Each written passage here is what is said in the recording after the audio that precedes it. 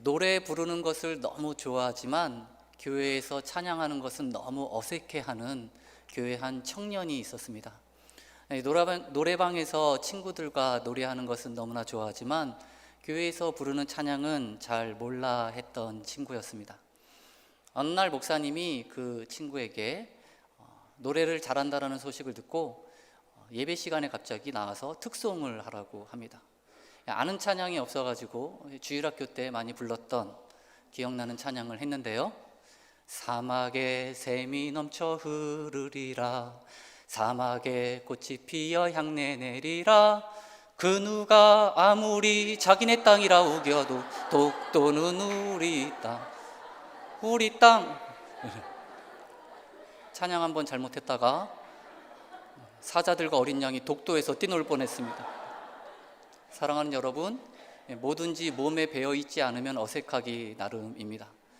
변화에 도전하라 라는 주제로 설교를 하지만 변화라는 것이 그렇게 쉬운 일만은 아닙니다. 무엇이 바뀌고 내 몸에 익숙해져서 그것이 자연스럽게 흘러나오기까지는 시간과 노력이 필요한 법이지요. 올해는 꼭 성경 일독하겠다 큰 소리 치지만 창세기를 넘기지 못하고 두 손 들고 마는 김 장로님, 설교에 도전을 받고 이렇게 살면 안 되겠다 자신과의 싸움을 선포하며 필승 다이어트를 외쳤지만 삼겹살과 상추참 앞에 무릎을 꿇고 마는 이 집사님, 모범적인 그리스도인을 꿈꾸며 예배 중심의 삶을 결단했지만 5분만 하다 오늘도 어김없이 지각하신 박 권사님, 수련회 가서 은혜 받고 그래 열심히 공부하자 결단했지만 룰루랄라 신나게 놀다가 또 시험 전날 벼락치기 하고 있는 고등부 민지양, 왜 우리는 이렇게 매번 변화의 도전에 실패하는 걸까요? 왜 우리는 습관적인 죄에서 벗어나지 못하는 것일까요? 신앙생활을 아무리 열심히 해도 변화하지 않는 데는 그 이유가 있습니다. 그 이유에 대한 답을 성경 말씀을 통해 한번 살펴보고자 합니다. 갈라디아서 5장 1절 말씀 다시 한번 함께 읽겠습니다. 그리스도께서 우리를 자유롭게 하려고 자유를 주셨으니 그러므로 굳게 하고 서서 다시는 종의 명예를 매지 말라. 사도 바울이 1차 선교 여행 때에 바나바와 함께 갈라디아 지역을 돌면서 여러 교회들을 개척하였습니다. 갈라디아 사람들은 헬레니즘 문화 속에서 살았습니다. 요즘은 누구는 기독교고 누구는 불교고 누구는 종교가 없고 무교고 그렇게 이야기하지만 그 시대는 그런 시대가 아니었습니다. 그리스 신화가 지배하던 시대, 대부분 사람들이 종교성이 있었습니다. 온갖 종교적 행사와 예식이 당연시 되었던 시대입니다. 태어날 때부터 우상을 숭배했던 사람들, 이러한 종교적 시스템 속에서 사람들은 자유하지 못했습니다. 자신의 인생을 신에게 맡기는 것이죠. 종교적인 활동을 열심히 하면 복을 받고 종교적인 활동을 열심히 하지 않고 소홀히 하면 인생이 불행해진다라고 생각되어지는 그런 가치관 속에서 평생을 사는 사람들입니다. 이런 사람들에게 사도 바울이 복음을 전합니다. 그 복음은 어떤 복음입니까? 너희들이 믿는 신을 따르지 마라. 너희들이 믿는 신을 따르면 너희들은 속박당할 뿐이다. 예수님을 믿어라. 그러면 모든 삶에서 너희들이 자유함을 누릴 것이다. 벗어날 수가 있다. 갈라디아 사람들은 그 복음을 듣고 그리스도인이 됩니다. 그리고 진짜로 자유함을 얻습니다. 그리고 사도 바울은 또 다른 곳으로 가서 계속해서 복음을 전하게 되었죠. 사도 바울이 떠났을 때 예상치 못한 일이 갈라디아 교인들에게 생깁니다. 예루살렘 지도자들이 갈라디아 지역을 방문을 합니다. 그들은 유대인 출신 그리스도인입니다. 유대인 출신 그리스도인이라 그런지 이 복음을 듣고 유대교에서 기독교로 개종은 했지만 유대인들의 삶의 방식, 이 유다이즘에서는 벗어나지 못한 사람들입니다. 그래서 이 갈라디아 교회 가서 할례도 받고 율법을 지켜야 한다라고 말하고 있는 겁니다. 이 복음과 율법을 혼합시켜버린 이상한 복음을 전합니다. 온전한 하나님의 백성이 되려면 율법 준수를 어느 정도 해야 되지 않을까라고 가르치는 거죠. 좋은 게 좋은 거 아니겠어 하면서 가르치기 시작합니다. 이방인 출신 그리스도인들도 하나님 백성으로 살려면 유대인들처럼 어느 정도는 율법을 지키고 할례도 받고 그렇게 해야 한다는 겁니다. 하나님과의 바른 관계를 위해 할례를 받아야 한다는 거죠. 그래서 여기에 사도 바울이 아주 흥분해 가서 쓴 책이 갈라디아서입니다. 성경책 중에서 가장 흥분한 감정이 담겨져 있는 책이 갈라디아서입니다. 흥분의 서신, 흥분서. 그게 도대체 무슨 말이냐? 이게 갈라디아서입니다. 갈라디아 교인들도 좀 이상한 복음에 좀 현혹된 것 같습니다. 그런가? 맞는 것 같기도 하고 설득력 있어 보이고 또 합리적인 것 같고 율법을 지킨다라는 것이 뭔가 좀 확실한 표식이 되니까 좀 더 좋아 보이는 거예요. 뭔가 뚜렷하고 좋다라는 거죠. 그래서 사도 바울이 막 답답해서 이야기하는 겁니다. 너희들 정말 내가 미치겠다. 내가 웬일이니 정말. 예수 믿기 전에 그렇게 헬레니즘 문화 속에서 그리스 우상들을 섬기면서 종의 멍에를 메고 살더니 그리스도인이 된 이후에도 여전히 율법주의적인 사고방식에 얽매여서 종의 멍에를 지고 사는구나. 이게 오늘 말씀입니다. 율법의 요구에서 자유롭게 됐는데 다시 율법으로 돌아간다는 것이죠. 그런데요, 여러분, 이 말이 갈라디아 교회 사람들에게만 해당되는 말일까요? 오늘날 살고 있는 우리에게는 해당 사항이 없을까요? 오늘날 살고 있는 우리에게도 여전히 있습니다. 이렇게 생각하고 있는 사람들 교회 안에 은근히 많습니다. 예수 그리스도의 십자가 공로는 제 용서함까지만이다. 하나님 의롭게 되는 것은 좀 다른 이야기다.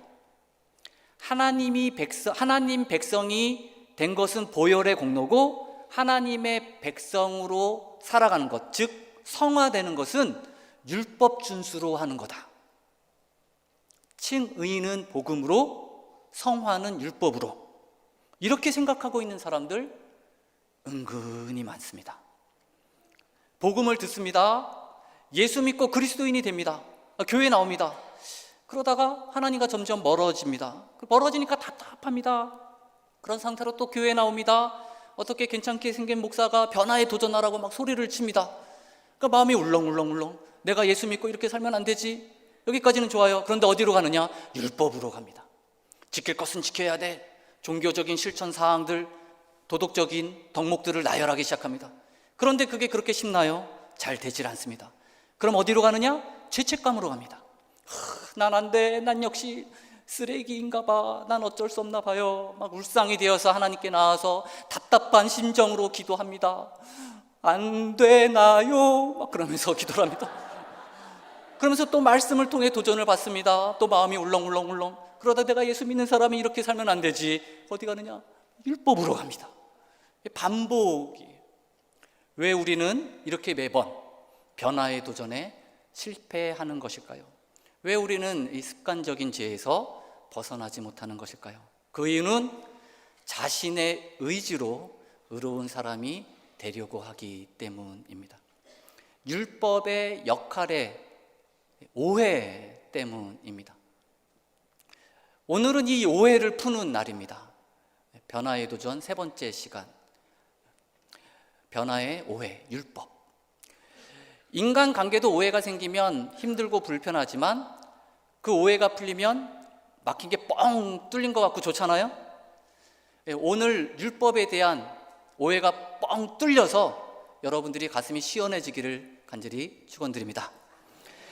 변화에 도전하라. 첫 번째 시간에 제가 로마서 12장 2절 말씀을 함께 나누었습니다. 너희는 이 세대를 본받지 말고 오직 마음을 새롭게 하라. 새롭게 해서 변화를 받으라 라고 했었죠. 여기서 변화를 받으라라는 이 메타모르푸스되는 메타모르푸오의 현재 명령법 수동태입니다. 현재 명령법 수동태. 현재형이 쓰여졌다는 것은 한 번만 받으라는 게 아니라 계속해서 받으라는 거예요. 그런데 그 다음이 중요한데 명령법이면서 수동태입니다. 명령법이면서 수동태. 이게 너무너무 중요합니다. 이 단어에서만 중요한 게 아니고 기독교 신학 전체에서 중요합니다. 먼저는 명령법입니다. 이 명령법이라는 것을 우리가 할 일이 있다라는 거죠. 변화에 도전해야 한다라는 것입니다. 변화에 대한 우리의 역할이 없다라면 굳이 명령법 쓸 필요가 없었던 것이죠. 여러분, 이 세대를 본받지 않게 될 것이고 마음이 새롭게 될 것입니다. 하나님께서 여러분들을 변화시켜 주실 것입니다 라고 기록되지 않았잖아요. 변화를 받으라고 기록되었잖아요. 그리스도인에게 내린 명령입니다. 그 말은 우리에게 역할이 있다는 거죠. 그리스도에게는 반드시 있어야 할 변화의 삶에 대한 도전이 있다라는 거예요. 그런데 우리의 역할은 전혀 없다, 그런 가르침이 진짜로 있어요. 그런 사람들을 율법 폐기론자들이라고 합니다. 죄와 사망의 법에서 참 자유를 얻었기 때문에 더 이상 죄에 대해서는 무관하게 가책을 느낄 필요 없이 그냥 살면 됩니다. 그냥 살아. 이런 사람들은 이제 방종주의자들이에요. 지금도 있고 성경이 쓰였을 당시에도 있었습니다. 은혜를 무슨 방탕함을 위한 라이센스 정도로 여깁니다. 일명 방탕면허증. 나는 괜찮아, 면허증 있어, 은혜 받았어, 방탕면허증 있어. 맘대로 그냥 막 사는 겁니다. 여러분, 방탕면허증 너무 주장하다 보면 천국 입장권이 없을 가능성이 높아집니다. 조심하십시오. 예수 믿고 구원받은 자라면, 내가 어떤 죄인이었는지 분명하게 아는 사람이라면, 하나님께서 나를 어떻게 구원하셨는지를 아는 사람이라면 그렇게 방탕한 삶을 살 수가 없죠. 그리스도인의 자유는 결코 방종이 아닙니다. 두 번째 중요한 것은 수동태라는 거죠. 이 말은 변화의 주체가 인간이 아니라 하나님이시라는 겁니다. 변화되라가 아니라 변화받으라이죠. 이걸 신학적인 용어로 신적 수동태라고 그래요. 사랑하는 여러분, 꼭 기억하십시오. 나의 노력과 나의 의지로 변화되는 것이 아니라 하나님의 노력과 하나님의 의지로 변화되는 것입니다. 변화에 있어서는 나의 노력과 나의 의지가 기준이 아니라는 것입니다. 이걸 놓치면 율법주의자가 되는 겁니다. 우리는 하나님의 은혜로 구원을 받았어요. 그런데 그 다음에 어떤 생각을 하냐면, 그 은혜에 보답하기 위해서 나의 힘과 능력으로 변화되어서 도덕적으로 윤리적으로 깨끗하고 거룩한 삶을 살아야겠다, 이런 오해를 합니다. 그래, 결심했어, 난 할 수 있어, 내가 의지가 얼마나 강한데 내가 한번 변화해야지. 이것이 무엇이 잘못인지 아십니까? 영적 변화에 대한 모든 기준이 나의 열심, 나의 노력, 나의 느낌, 나의 경험에 있다라는 것입니다. 나의 열심, 나의 의지, 나의 노력, 나의 경험, 이런 것들을 변화의 기준으로 삼으면 다른 종교랑 다를 게 아무것도 없는 겁니다. 신앙생활 하는 것처럼 보일 수 있어도 실제로는 일반 타종교와 전혀 다르지 않은, 그죠? 종교 생활을 할 뿐이라는 거죠. 우리에게 필요한 것은 두 가지입니다. 이 명령법을 통해 우리에게 필요한 것은 하나님의 일에 협력하는 겁니다. 수동태를 통해 우리에게 필요한 것은 하나님을 신뢰하는 것입니다. 하나님의 일에 협력해야 되고 하나님을 신뢰해야 하고, 두 가지. 협력은 뭘까요? 하나님께서 우리를 변화시켜 주시는데 거기 협력해야 됩니다. 하나님의 사랑과 그 사랑이 나타난 십자가를 기억하면서 하나님을 사랑하고 이웃을 사랑하는 것, 이것이 협력입니다. 오늘날 살고 있는 우리에게 새롭게 적용된 율법 지킴입니다. 신뢰는 뭘까요? 나를 완전히 하나님께 맡길 줄 알아야 돼요. 성령님이 내 삶을 이끄신다는 생각을 자주 하면 할수록 좋은 겁니다. 예수님도 성자 하나님이셨지만 무엇 하나 자기 마음대로 하려고 하지 아니하시고 하나님의 뜻에 순종하려고 얼마나 노력하셨습니까? 마찬가지로 우리도 예수님이 내 안에서 사시도록 해야 합니다. 내가 사는 것 같지만 예수님께서 나를 통해 사시는 그런 경험을 하셔야 된다는 거죠. 고린도전서 6장 17절 말씀에 주와 파는 자는 한 영이니라. 변화는 한마디로 예수님과 하나 된 것을 알고 예수님이 내 삶 속에서 드러나는 것입니다. 가짜가 폭로되고 드러나야 진짜가 나타납니다. 변화의 능력이 나타나 내 삶 가운데 열매를 맺기 위해서는 나라는 가짜가 자꾸 활개치지 못하게 우리가 해야 되는 것이죠. 사실은 내가 문제였던 것입니다. 사도 바울이 갈라디아 교인들에게 경고하는 것이 바로 이것입니다. 복음으로 시작해서 율법으로 망하려고 하느냐? 율법주의자가 되면 인생 망하는 겁니다. 여러분, 예수 믿지 않는 사람들도 천국, 지옥이 없다라고 이야기하지만 그 무의식 속에는 그 지옥에 대한 두려움이 다 있다고 합니다. 그리고 그 두려움에서 벗어나기 위해서 인간이 하는 일은 자신을 안심시키기 위해 자신은 지옥 갈 사람이 아니라는 것을 확인하고 싶어서 선한 일, 정의로운 일을 추구하는 것이죠. 공로를 쌓으려고 하고 어떤 노력을 합니다. 이게 인간들의 본성입니다. 여러분, TV 보시면, 텔레비전 보시면 지옥이 가끔 나오죠. 그 영화나 드라마에서 지옥이 나오는데 그 지옥은 누가 갑니까? TV에서는 예수 믿지 않는 사람이 지옥 갑니까? 그렇지 않습니다. 선한 일을 못하고 정의롭지 못한 사람들이 지옥에 가죠. 그러한 무의식적 가치관이 우리 인간들 안에 있고 기독교 안에도 있다라는 것입니다. 자기 의, 자기 노력, 선한 일, 공로 쌓기, 이러한 것들로 의롭게 되려는 사람들이 교회 안에도 있다라는 것입니다. 그것이 바로 바울이 경고하는 율법주의자들입니다. 사랑하는 여러분, 그리스도인의 삶은 하나님께 용납받기 위한 순종으로 사는 삶이 아니라 하나님께 용납받았기 때문에 나오는 순종으로 사는 삶입니다. 신앙생활에서 우리가 하는 가장 큰 오해는 신앙생활의 성공은 내 의지에 달려있다라는 오해입니다. 요즘 한국교회가 도덕적으로 타락했다라고 걱정하시는 분들 많이 있죠. 저 역시 그런 걱정 많이 합니다. 그래서 많은 사람들이 도덕을 회복합시다 라고 외칩니다. 요즘 특히 그런 말을 많이 하는 것 같아요. 교회도 이제 윤리 목회해야 한다고. 이거 굉장히 좋은 말 같지만 사실 조심해야 되는 말입니다. 여러분, 이스라엘 백성들이 출애굽하여 광야 생활을 했지만 그 1세대 이스라엘 백성들은 다 실패했습니다. 광야에서 다 죽었죠.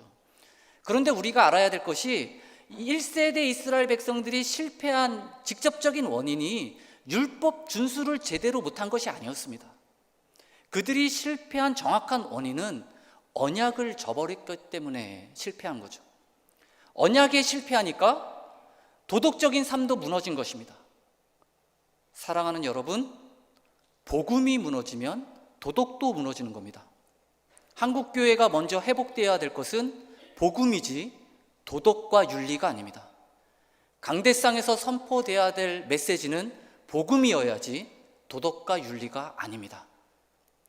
그래서 변화의 본질은 율법이 아니라 복음입니다.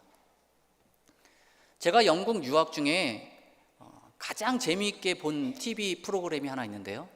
브리튼즈 갓 탤런트라는 방송입니다. 오디션 프로그램입니다. 노래뿐만 아니라 다양한 재주를 선보이는데요. 이 방송의 특징이 하나 있습니다. 여기서 우승을 하면 영국 왕실 가족 앞에서 공연할 수 있는 기회를 얻습니다. 우리나라 문화권에서는 잘 이해가 되질 않는 거지만 영국에서는 이것이 굉장히 큰 영광입니다. 저는 이러한 모습이 우리의 율법주의적인 신앙생활의 단면을 잘 설명해 주고 있다고 생각되어지는데요. 우리는 무엇을 향해 도전하며 살아갑니다. 하지만 그 도전의 결과는 알 수가 없습니다. 늘 부담이 됩니다. 어두운 터널과 같습니다. 실패할 때도 있고 좌절할 때도 있습니다. 그런데 우리가 생각해 볼 문제가 한 가지 있는데요.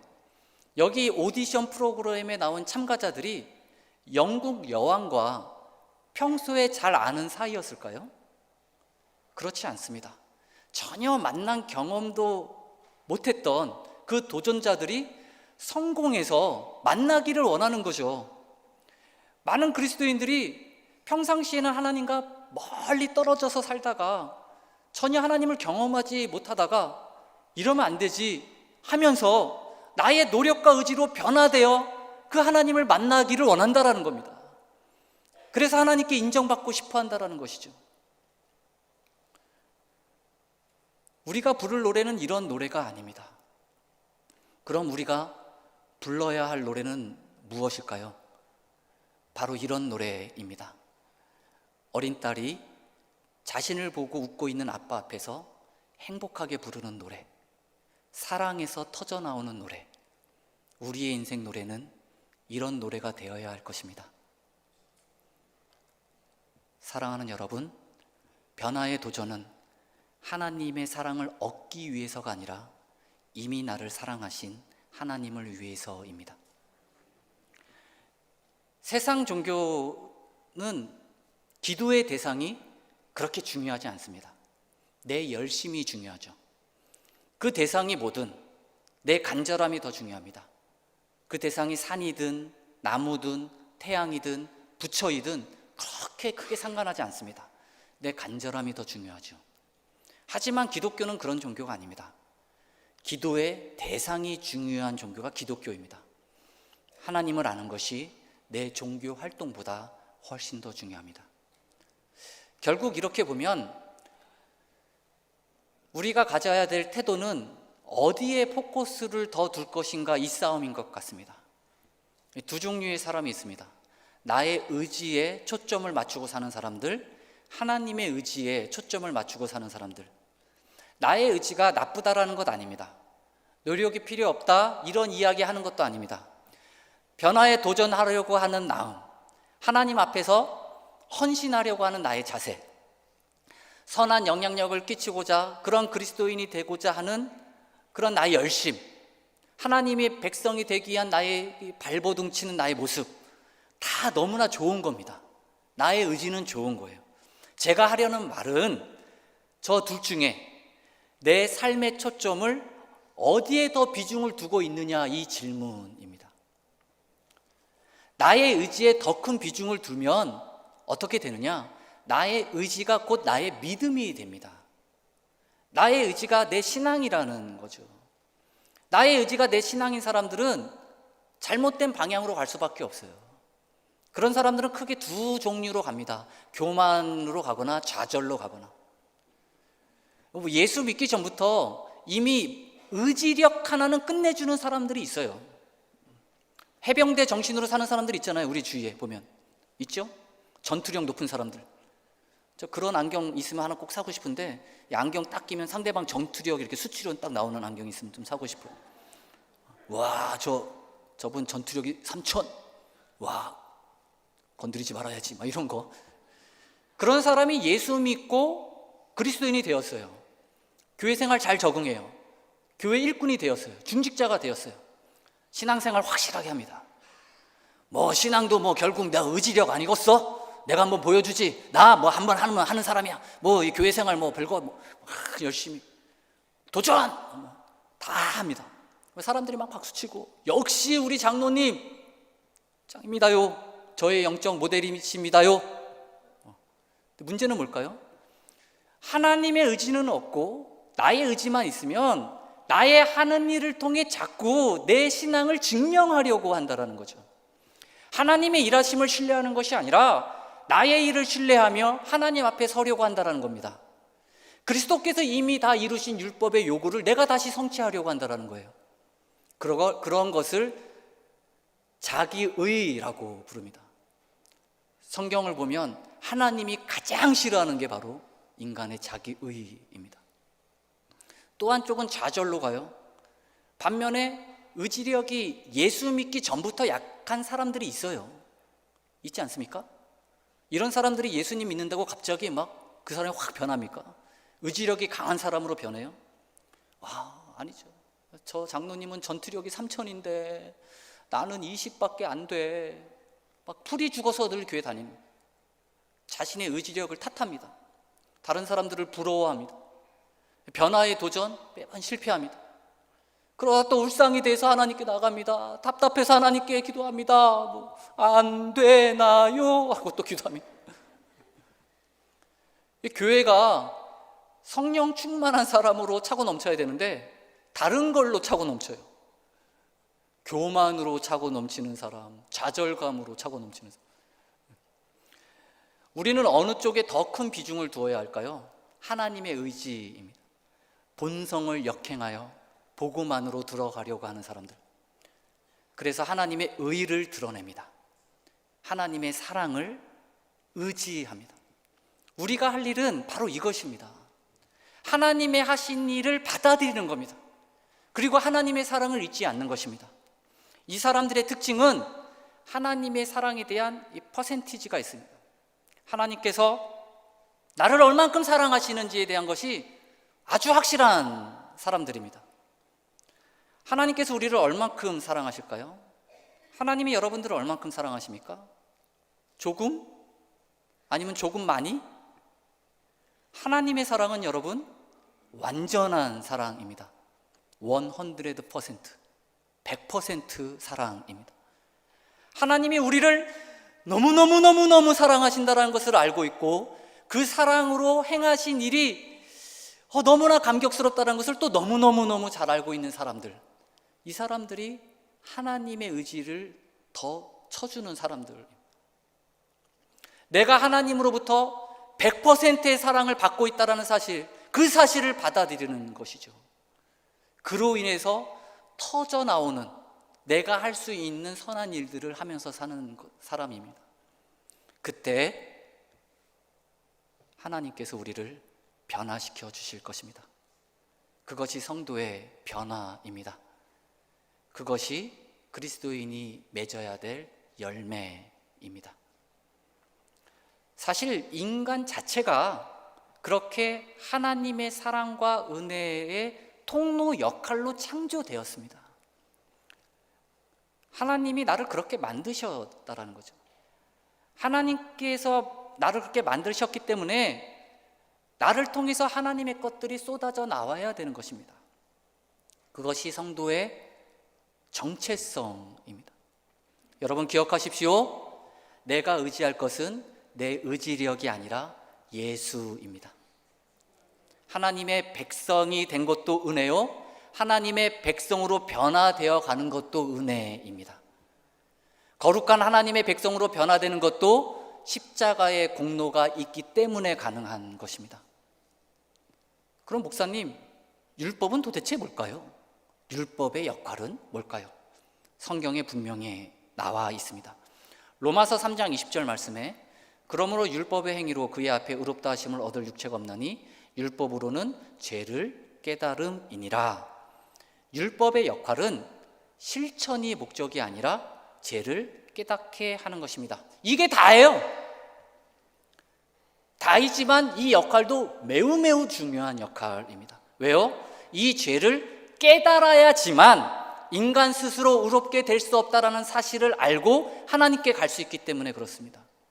로마서 8장 3절 말씀 다 함께 읽어볼까요? 시작. 율법이 육신으로 말미암아 연약하여 할 수 없는 그것을 하나님은 하시나니. 나는 할 수 없구나. 누군가 해줘야 되는구나. 하나님이 하시는 일이구나. 죄를 깨달아서 의롭게 하시는 하나님을 바라볼 수 있도록 하는 역할, 이게 율법의 역할이에요. 이게 다입니다. 플러스 알파 하지 마세요. 많은 사람들이 착각을 해요. 예수 믿으면 달라진다라고 생각을 합니다.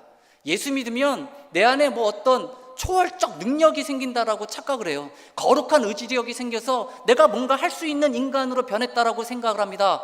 아니에요. 예수 믿고 그리스도인이 되었다 할지라도 인간에게는 스스로의 능력으로 선한 의가 나올 수 있는 가능성이 전혀 없습니다. 그럼 뭐예요?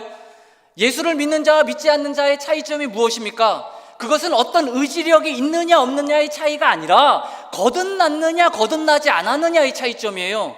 예수 믿고 구원받았다라는 것은 새로운 피조물로 창조되었다라는 것이고 새로운 마음이 생긴 것이고 그 마음 안에는 성령이 계신 것이고 그 새로운 마음으로 사는 것이 바로 성령을 쫓아 산다라는 것입니다. 그리스도인이 되었다라는 것은 성령을 쫓아 산다라는 것이에요. 왜 우리는 이렇게 매번 변화의 도전에 실패하는 것일까요? 그 이유는 변화의 과정 속에 하나님의 역할은 없고 내 역할만 있기 때문에 그렇습니다. 사도 바울이 그랬잖아요. 율법은 죽은 옛 남편이라고. 전 남편인데 왜 자꾸 이렇게 전 남편 찾아가고 이렇게 같이 사는 현재 남편이 기분 나쁜 겁니다. 기분 더러운 거예요. 자꾸 율법 쪽으로 이렇게 안 가셔도 됩니다. 베트남 다낭에 가면 유명한 관광지 바나힐이라는 곳이 있습니다.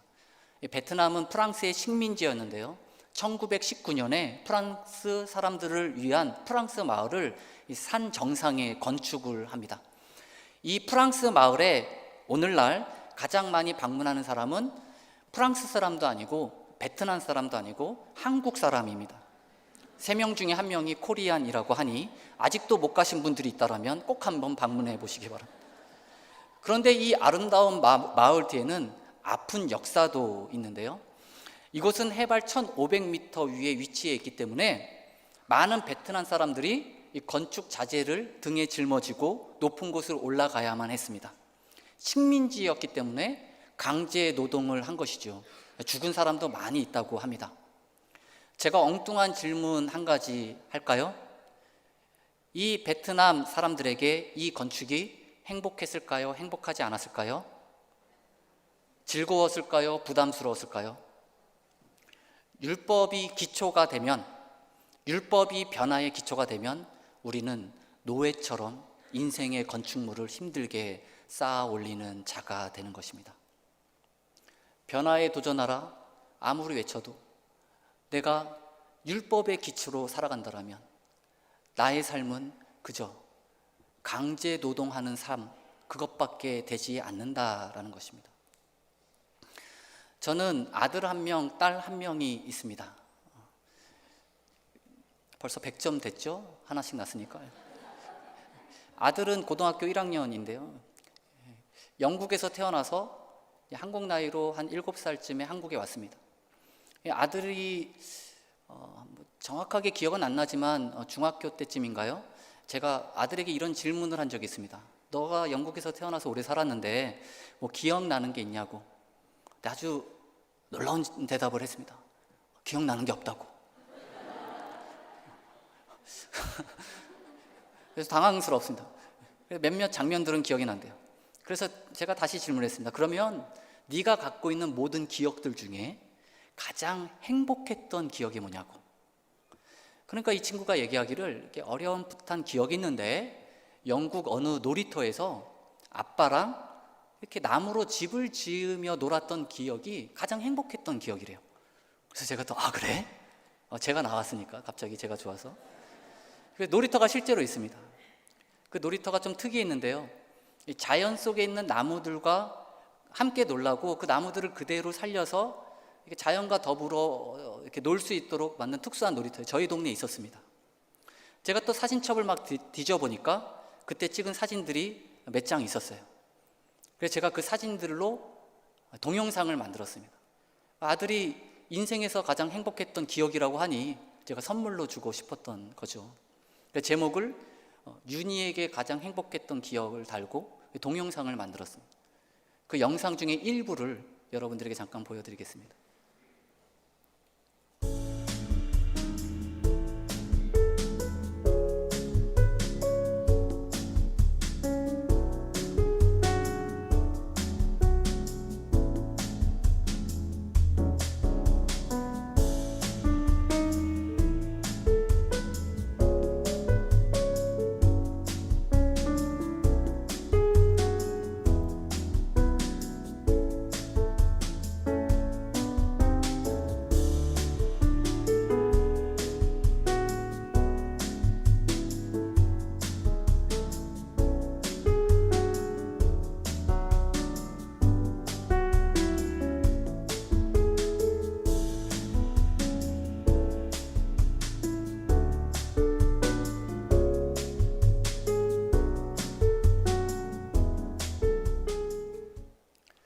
자, 저 아이에게 이 건축이 행복했을까요? 행복하지 않았을까요? 즐거웠을까요? 부담스러웠을까요? 사랑하는 여러분, 믿음이 변화의 기초가 되면 우리는 하나님의 자녀가 되어 인생의 건축물을 기쁨으로 쌓아 올릴 수 있는 것입니다. 그렇게 우리의 아름다운 인생의 집을 함께 만들어 가는 것입니다. 변화의 도전은 아버지 하나님의 사랑을 얻기 위한 노력이 아니라 아버지의 사랑을 얻기 위한 노력은 결국 자기 자신을 위한 노력으로 갈 뿐입니다. 변화의 도전은 아버지의 사랑에서 격발된 노력입니다. 아버지의 사랑을 깨달은 자의 노력, 결국 아버지를 기쁘게 하려는 나의 태도입니다. 아버지를 위한 나의 삶의 자세인 것이죠. 이 시간 우리 다 함께 찬양하기 원하는데요. 여러분들은 하나님 나라의 백성이고 하나님 자녀입니다. 이 변화의 도전이라는 주제 앞에서 우리가 항상 기억할 것이 한 가지 있습니다. 그것은 주님께서 여러분들을 사랑하신다라는 겁니다. 정말로 사랑하십니다. 얼만큼? 100%, 100% 사랑하십니다. 그럼 그 자녀가 힘들고 지쳐 있을 때 더 심하게 채찍질하며 더 큰 노동을 줄까요? 네, 그렇지 않습니다. 힘들고 지쳐 있다면 손을 잡고 일으켜 주려고 하고 안아주려고 하는 것이 우리 하나님이시죠. 만약 여러분 가운데 힘들고 지쳐 있는 분이 있다면 이 시간 다시 한번 주님의 손을 잡고 일어서기를 간절히 축원드립니다. 그 하나님의 사랑이 여러분 삶 가운데 늘 넘쳐나기를 간절히 축원드립니다. 찬양하겠습니다.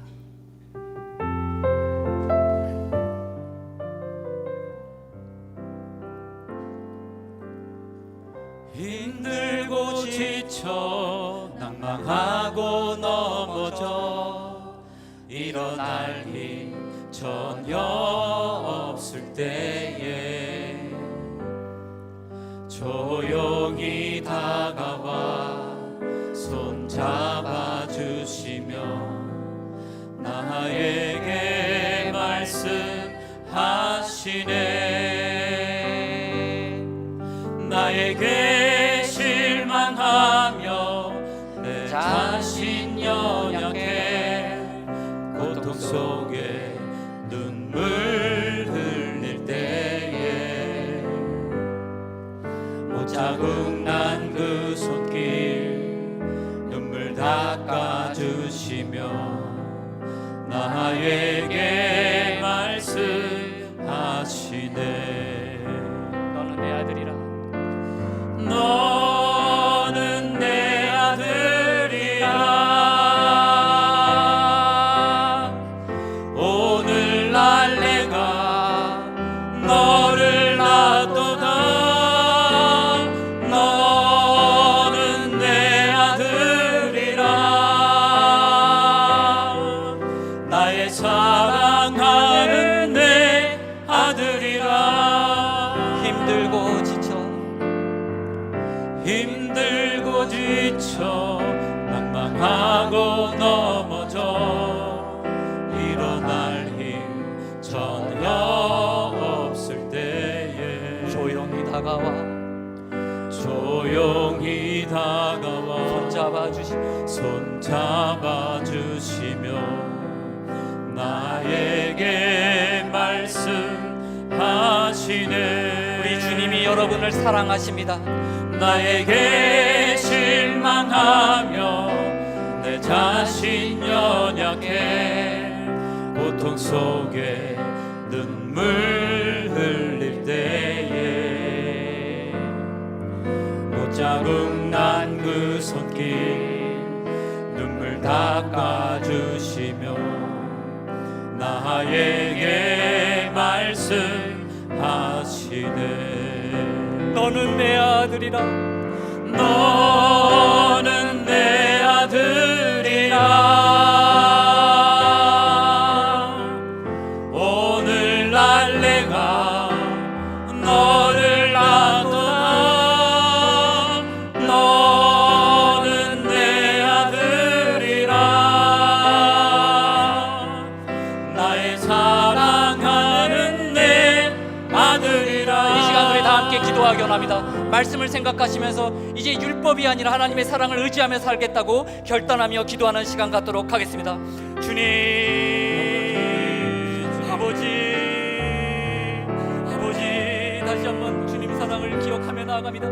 내가 율법으로 살아가지 아니하도록 도와주시옵소서.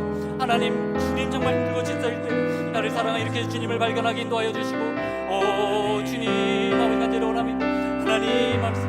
하나님 말씀으로 다시 한번 일어설 수 있도록 인도하여 주시옵소서.